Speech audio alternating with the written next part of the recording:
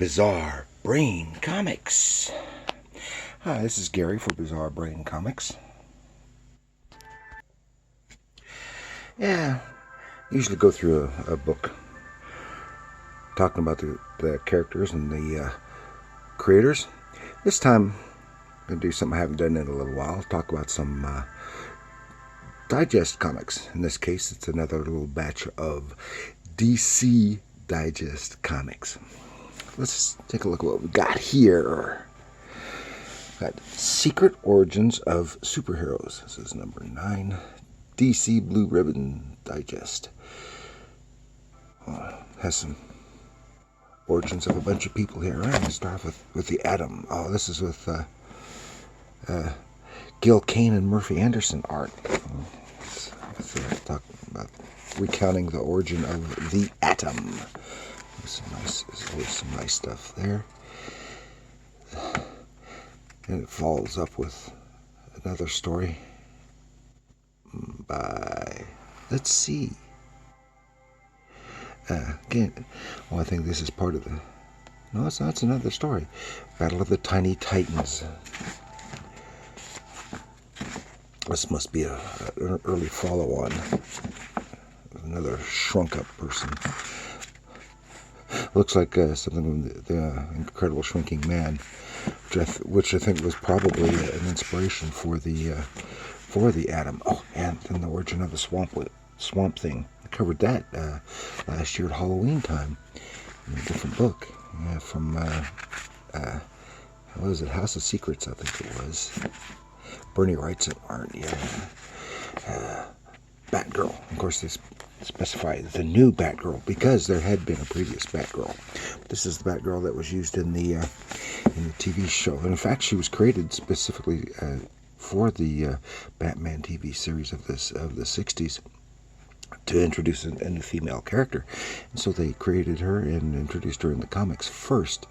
$1 million debut of Batgirl with Carmine Infantino and Murphy Anderson, and inks with Gardner Fox doing the writing.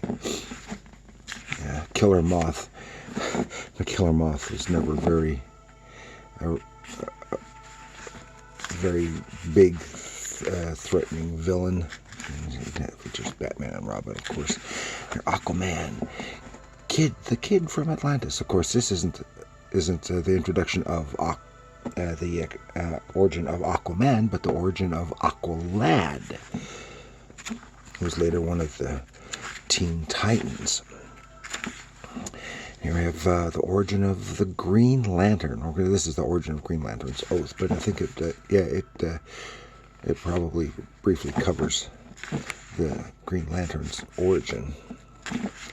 Who was this? This was Gil Kane. Yeah. Gil Kane art.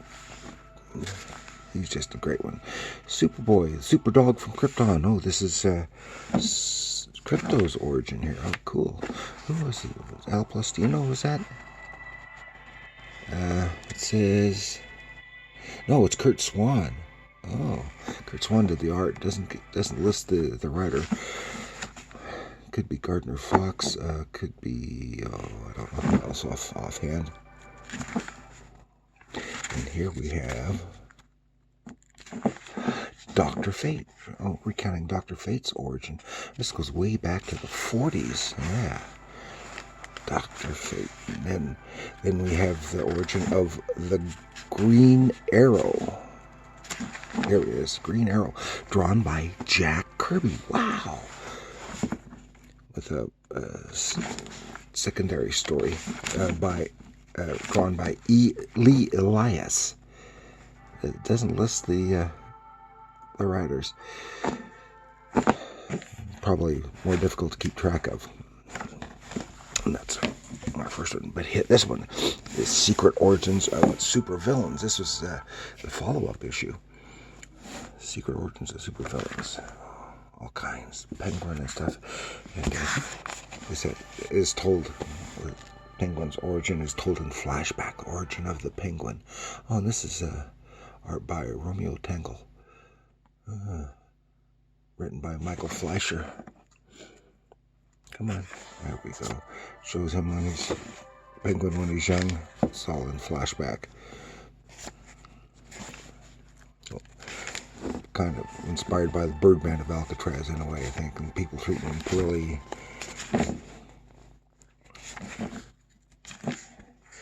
And there's Aquaman and Aqualad.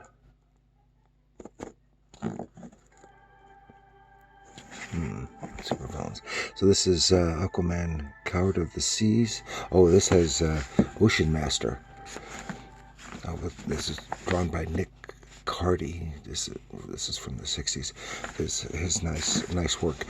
Just so happens I watched last night. I watched an interview with Nick Cardy from 1999, I think it was, on YouTube, and that was real interesting. Like so many of the comic artists from this time period, he wasn't a big. He was glad to have the work, but comics had not been his goal, and he wasn't necessarily a big fan of the, as he put, the long underwear types, just like straight illustration. But he did a wonderful job. And I guess Nick Cardy later he did a bunch of in the 70s and stuff, movie posters as well. And of course, he through the late 60s and through about the first half of the 70s, he did covers for DC. Here we have Captain Boomerang for the Flash.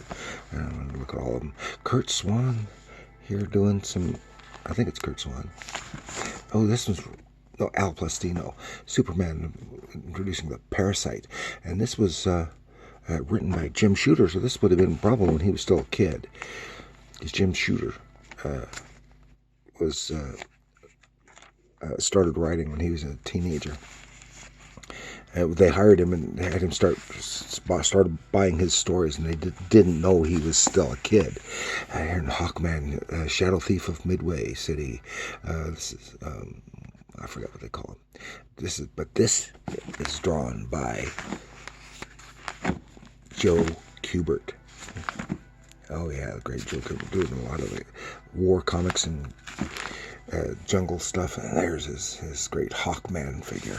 That's cool. This one is Superman's pal Jimmy Olsen. It's a bird, it's a plane, it's Super Lad. Covered by Hannigan and Giordano. Dick Giordano. It shows the mini roles of Jimmy Olsen. This has a lot of Curt Swan art, looking through it. The Boy of 100 Faces. Curt Swan, and script by Otto Binder. This goes back to the early 60s, probably.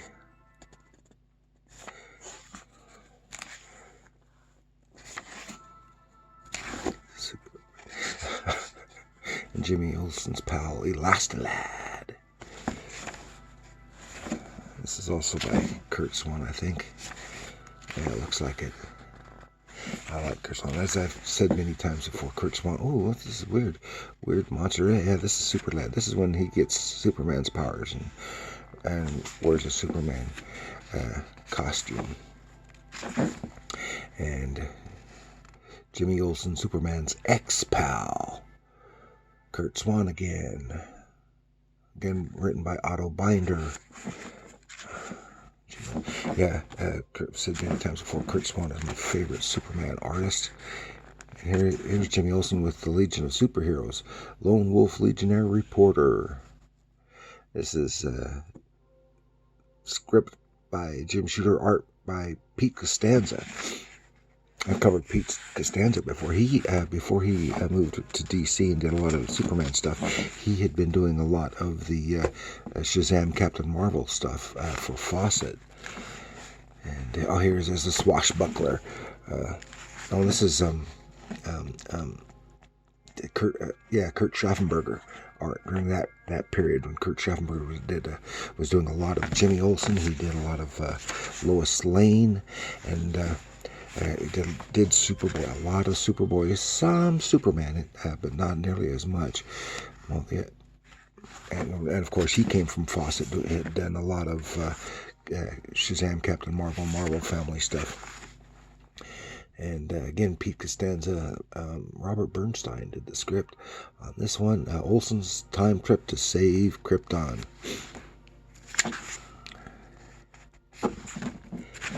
Yeah, Curt Schaffenberger again. Kind of nice. All those. Yeah, Jimmy Olsen. And here's year's best comic stories. 148 page winning. Prize-winning pages. Top 10 tales of 1981. So this is different because this has all stories. This is thicker too. All stories from 1981. And here's Batman. And this one is. Yeah, I looked at this one. This was Dick Giordano art. This recounts.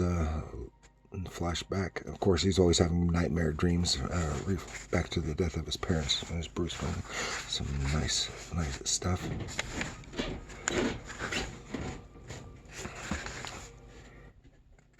Let's see what else we've got. Some torn pages. Yeah, this is.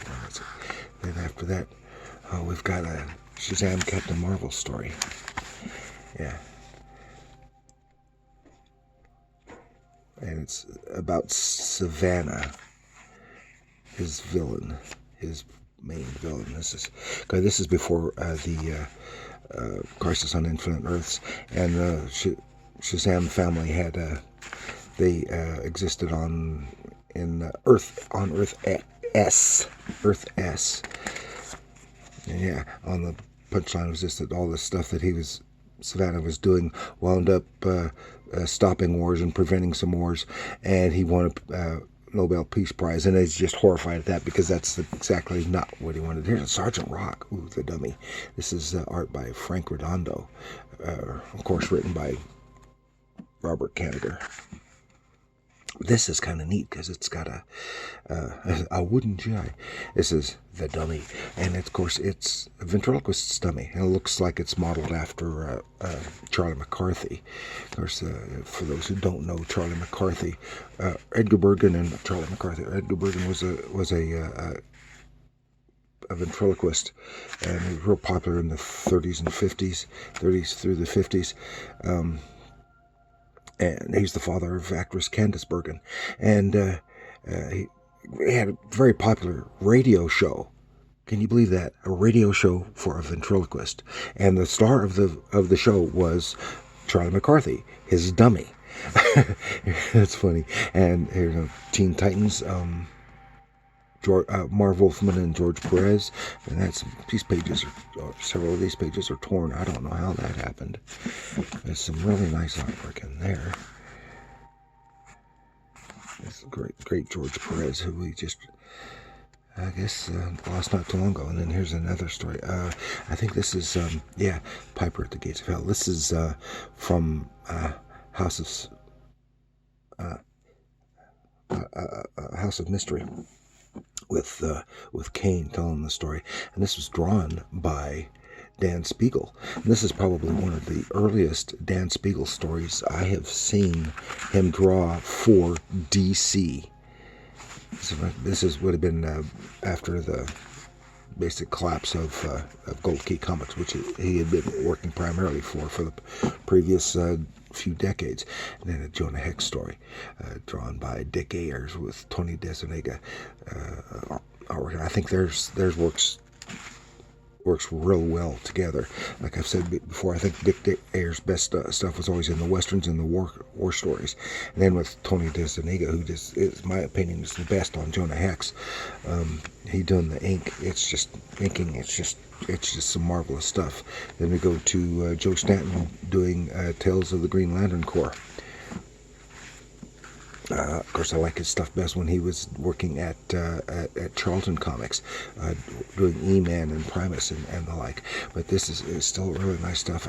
His later stuff stiffened up a bit, but it's still a little bit on the looser side here. But he's still a fine artist. and of course he later went on to do the Dick Tracy comic strip for several years.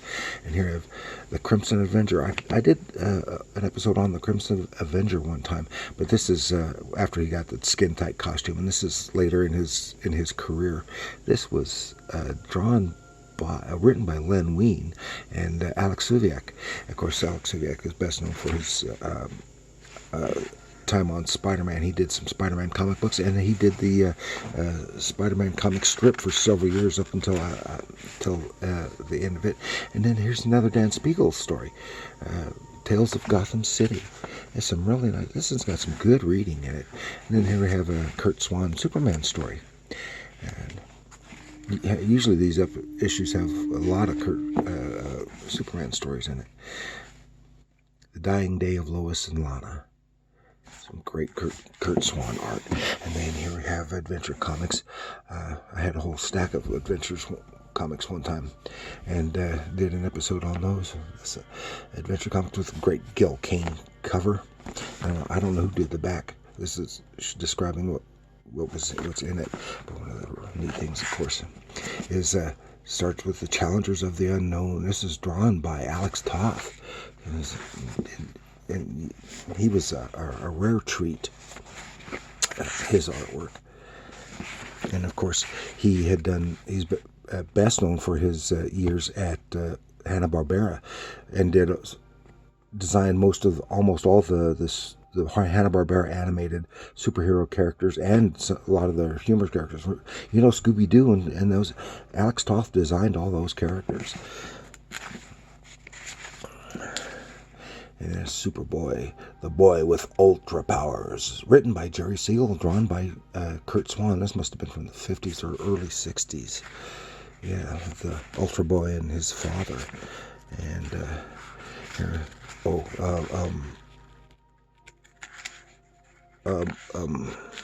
I'm drawing a blank all of a sudden.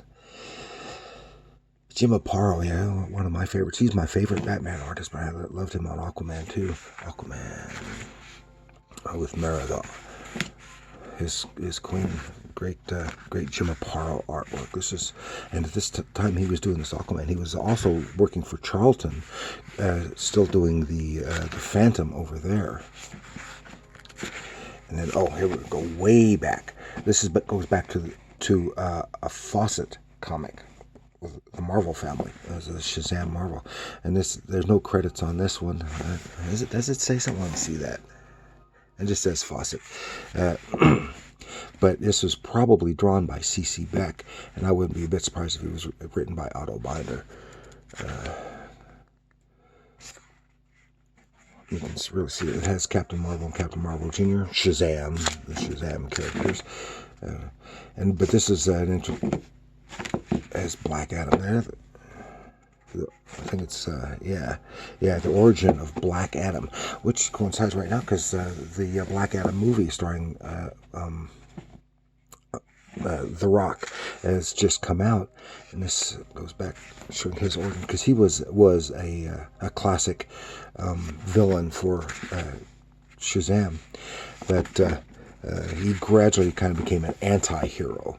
And here's another Jerry Siegel written story of Legion of Superheroes with Superboy.